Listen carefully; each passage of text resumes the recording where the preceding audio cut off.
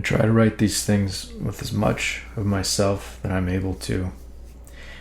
I'm unsure how to define that in clear terms, whether it comes from the amount of time that I sit here or the emotional exhaustion that I accumulate. There's a certain stimulus that comes from trying to constantly reach the edge of my limit. That stimulus, perhaps, a way of intellectualizing what is there, is a way of avoiding what it feels like to be here. And it seems in this case, I've found myself in the pocket again. I'm sitting in the food court of Dufferin Mall. I lived near here when I first moved to Toronto about 13 years ago. I used to come here with Will. We would come eat McDonald's here on Friday nights as our own Sabbath of sorts. They've renovated the place since then. I don't remember the massive skylight being here then, but maybe it was. Since then, Will ended up taking his own life. The McDonald's has become a Popeyes, and despite what I have, still, sometimes, the depression runs wild. I don't know what exactly I expected to find when I first moved here. I wanted to devote myself to my writing, to become a novelist. And so today, as I am here, I have to admit my success. I can see how I have, despite whatever has been, devoted myself to that for all these years. I can see the side of myself that can be misled by the idea of greatness, intoxicated by it, thinking there's some salvation there. That is what sobriety is to me today, to focus on what is here. I think of what the meaning of the pursuit of all of this is then, if it is not popularity or money. Sometimes I get to thinking about what it means to connect with others as a goal, in a way that beyond the ego and beyond the gold star, to focus on a genuine connection that can be made. But of all the books I've read and the influence I've felt, it's near impossible to let the authors know what their work has meant to me. For the most part, the majorities of the writers I read are already dead, and if they aren't, I'll likely get their book from the library or find it secondhand. There's no way of telling them what their work has meant. It seems that all of this is a matter of faith. And what exactly, I don't think there can be a definitive answer, but it has something to do with the connection between you, dear reader, and yourself.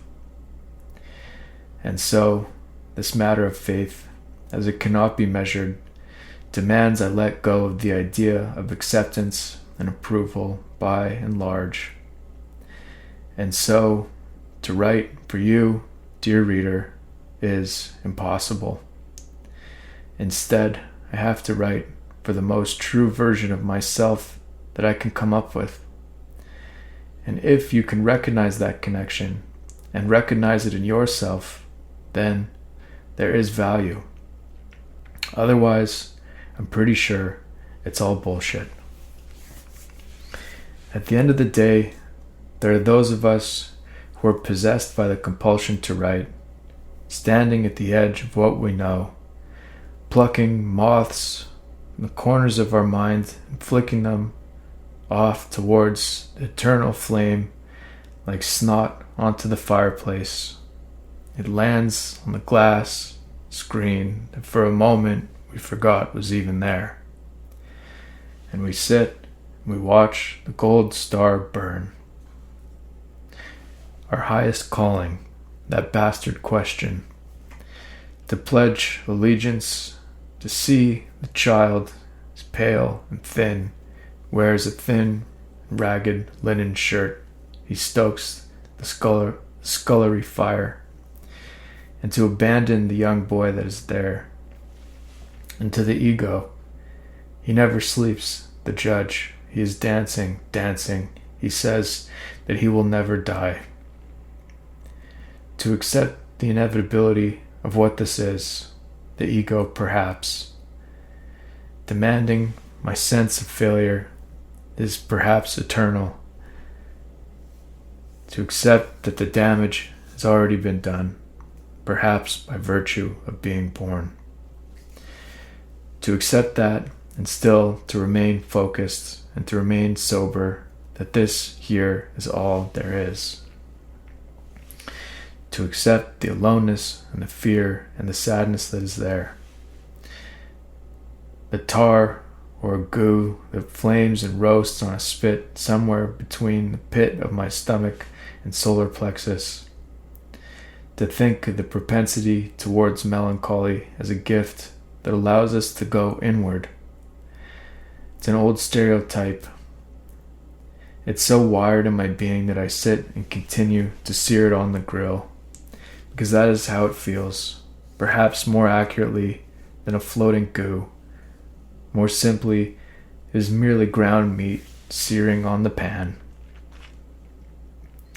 To continue to share what I'm able to articulate, to accurately expose the self to the world, is incredibly difficult. From a technical perspective, it happens as it happens. As I continue towards that pursuit and share what I come up with, it feels necessary to me, it seems. At the bottom of everything, there seems to be a prevalent fear and feeling of abandonment. I'm reminded of a painting I saw at the art gallery last week. St. Paul the Hermit. He lived alone in a cave in the desert, and every day a bird would come and bring him half a loaf of bread. That was his life. When I look at the painting again online, I can see how I find solace in it. It seems to describe accurately the source of what I'm talking about. The angle shows how vulnerable this man looks towards the vastness of what is there. The fear I read on his face, the softness that is there, but somehow still the strength of his character that is felt from the endurance of his story. To have faced the eternal aloneness for a lifetime. The pain that is there, I can see how intensely ordinary it is. It is easy to look at those who reckon with these kinds of things as weak and pathetic, that they are inherently broken, and instead it seems what is most common for people to do is to wage a war of denial, to battle against what it is, to bury it in the yard, to pretend it isn't there.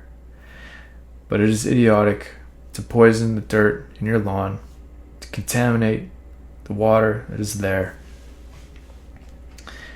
To look and see that it is not a defect, to see instead as a demand to the highest calling that there is, that it takes a certain kind of bravery and a certain kind of intelligence to face what is there. And to the friends I have lost to it, to Paul, to Will, to Katie, they've shown me the reality of what this is, that life will end. It will end much sooner than we think. But I am here. The aloneness at the bottom of it all. I'm not special in that feeling. I will try to be brave in being unashamed of what it is. Perhaps you understand what I'm saying. So I suppose all I ask of you, dear reader, is to understand what it is I'm saying.